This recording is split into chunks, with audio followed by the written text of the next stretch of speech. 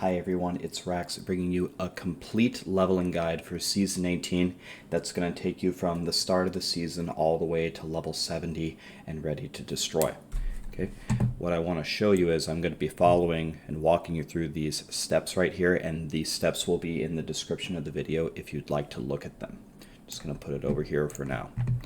So the very first thing we're going to do is create our seasonal hero when the season activates. So we will make a necro, and here we go.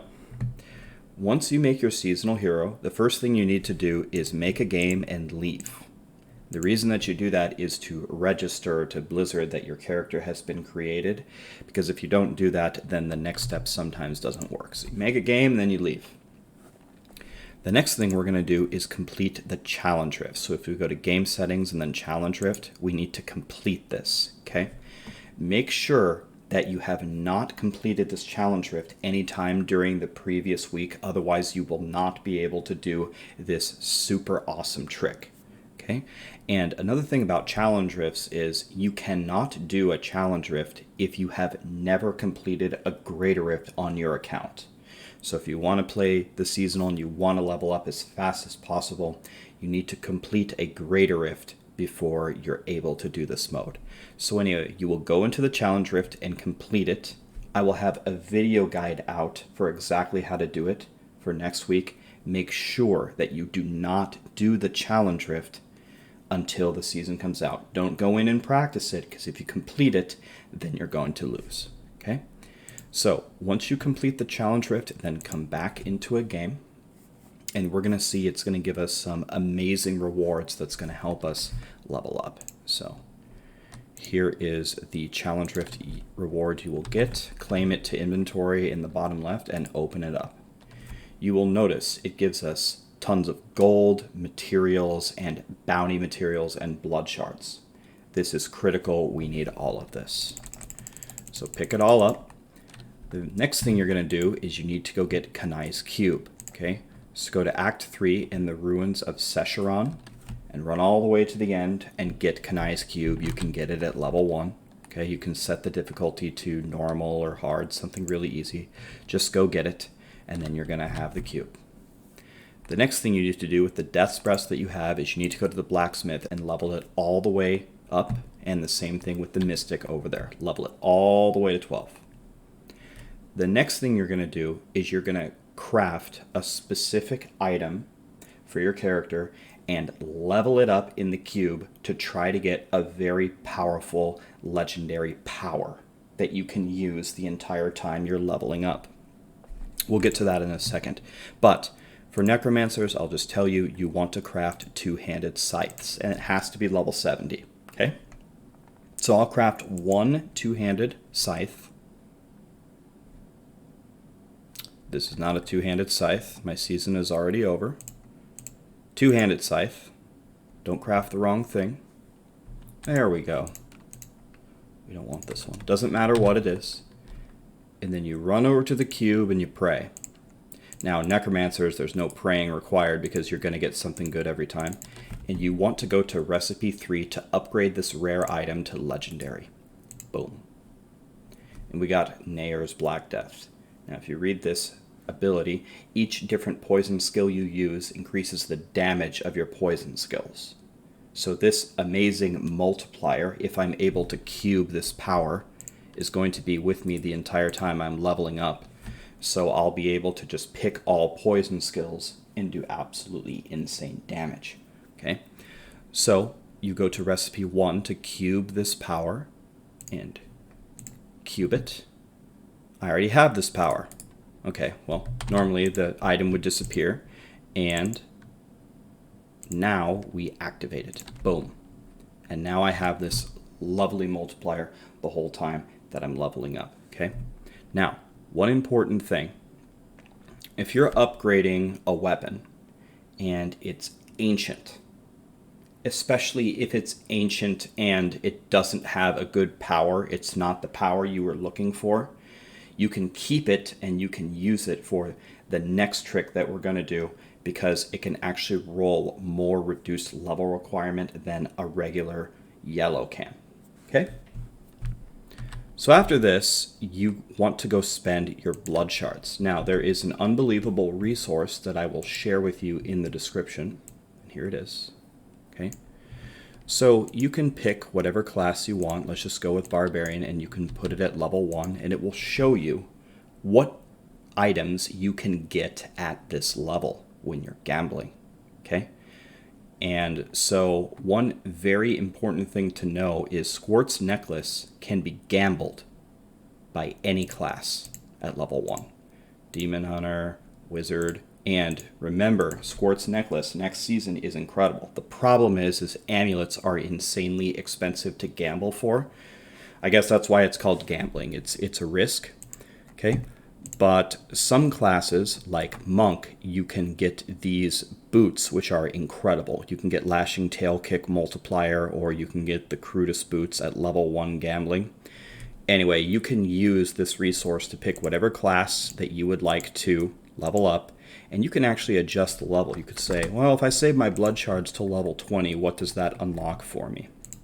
One question I had for the Barbarian is, can I get Mortix Bracers? And I believe that's at 30. Let's try 40. The new bracers. Mortix Brace at 31. Okay. So if you save your blood shards on a barb until you're 31, you could potentially get the new Mortix Brace. Okay. Anyway, the resource is going to be there for you in the description to figure out how you want to spend your blood shards.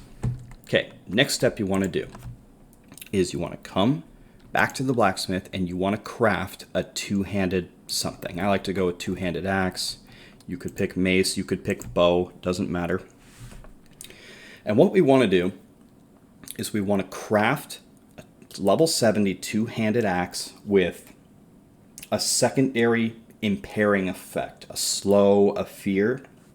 And we would also really, really like this weapon to also have life on hit. The reason why we want it to have life on hit is because that removes one of the affixes that we're going to roll for that we don't want. Okay, so let's craft one. Let's see what we get. Okay, this doesn't really have anything we want, but it does automatically has reduced level requirement on it. So that's nice. So we'll keep that down here and let's try again. This one is amazing. It has life on hit as a primary affix, and it has a slow as the secondary. This is perfect, okay?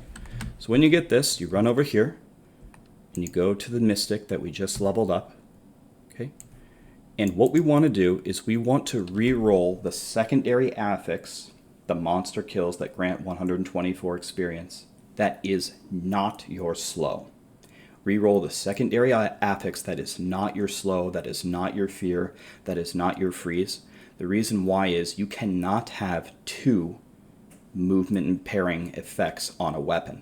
So if I hit the question mark by, the monster kills grant 124 XP, because we have life on hit, these are the only things we can get. It's very easy to roll reduced level requirement.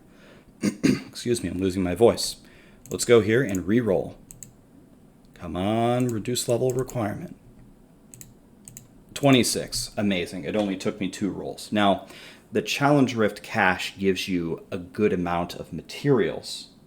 So you can do this a few times, but you don't have infinite materials. But reduced level requirement by 26 is incredible. So now I'm ready to go. I have this poison multiplier in my cube. I have this incredible 3000 DPS weapon that I can use at level 44. And remember, if you rolled this and it was like a bad ancient, you can actually get reduced level requirement by 40. So you could use it potentially at level 30, which would be absolutely insane. And just for the lulz, let's gamble my blood shards on amulets and let's just see if I can get a Squirt's Necklace. So I only am going to be able to do it 4 times. I got it on my first try. Wow. I hope my luck is this good in Season 18, because in Season 18, Squirt's Necklace is going to have that incredible multiplier. Okay? The next thing you're going to do is take your follower's weapon, because their follower's weapon is always better than yours. So 8 DPS versus 3 DPS. Thank you very much, John Dar. Okay. The next thing you can do on your game, and you should be playing on hard, by the way, level up on hard difficulty, is look around for a bounty that is very easy to complete for a boss. Perfect. This is the dream start. I got a good multiplier, I got the right weapon, I got reduced level requirement by 26, and I got Squirt's necklace. It's incredible. And I have the Zultan Kulle bounty. You want a very easy bounty that you can just go in and clear, and it will give you a ton of yellows to start off your leveling journey. Okay? Now, for actually leveling up, there are a couple of ways you can do it. If you're playing by yourself and you're comfortable with it, you can do the massacre bonuses in the Halls of Agony. Okay? So you go here, you go to the Halls of Agony, okay, and you just string together kills to get your massacre bonuses up to level up very fast. One very good class for that is Witch Doctor, that can just tag enemies as they run through and just kill them all for a big bonus. Another extremely fast way to level up is, again, to go to the Halls of Agony, and there are these really big cleavers that come down. They're part of the actual map, these big cleavers that come down and try to chop your head off. You can turn the difficulty all the way up to T6, and you'll never be able to kill anything. But if you drag monsters to those cleavers, it will actually kill them, and it will give you credit for the kill, and you can level up extremely fast that way. So that's another thing you can do. But if you're like me and don't like any of that nonsense, I'm just going to do rifts, and it's extremely fast, especially if you have a group, especially if you have a group with a bunch of legendary powers and all of these tricks. You can fly to 70 in well under 2 hours. Okay? And then while you're doing that, when you get to level 7, you can buy plus damage rings from the vendor that ends in the fence, so everyone in your group can be checking the vendors in all the acts. So the one in Act 1 is all the way back here. Anything that ends in the fence, and you can go here and he'll have amulets and rings for sale. The rings go on sale at level 7 that have plus damage, and the amulets go on sale at level 10. Okay, and then the last thing to do as you're leveling up toward 70 is every time you unlock the ability to craft a new two-hander. So for example, I'm just starting out, I can make this two-hander at level 16, just keep crafting it to get a new weapon to be very strong. Here's the next weapon I'm going to have when I'm level 21. Okay, and put rubies in those. If you get a socket, put rubies in them for extra damage, and put rubies into your helmets. And then finally, when you reach level 70, you can complete your seasonal journey. One incredible reward this season is monks get Ina's set. And Ina's set is incredible for playing with Wave of Light. So that's an incredible one. Necromancers get Pestilence. That's another very good one. So I'll put a link in the description as well for the sets that everyone's going to get. And finally, with the upgrade legendary trick, let's look at what we do for the other classes. Okay. For Necromancer, as we already talked about, we do two-handed scythes. You're going to have a 100% chance to get something awesome. Same thing with Demon Hunters with one-handed daggers. There are only 2 choices, and both of them are incredible. Talked to a few witch doctors. Some of them said they go for mojos. Some said they try voodoo masks. The math is about the same. You can look at the different legendary ones and see which ones that you'd rather go for. For wizard, I'd go for a one-handed wands. Hopefully you don't get a set one-handed wand. And same thing for mighty weapons and daibos for monk. And rounding it out, I'd go for crusader shield for crusader. Another thing you can do if you want to be really frisky, this is best on a crusader but could work for the other classes, is you could upgrade a polearm and hope for a cow stick, and the cow level is incredible for leveling up, so that's another option you can go for if you don't like your chances with any of this. Well, thank you so much for watching, everybody. Hopefully that was just a quick refresher on the fastest way to get to 70. I have many more guides coming out before Season 18 starts, and I can't wait. Thank you very much.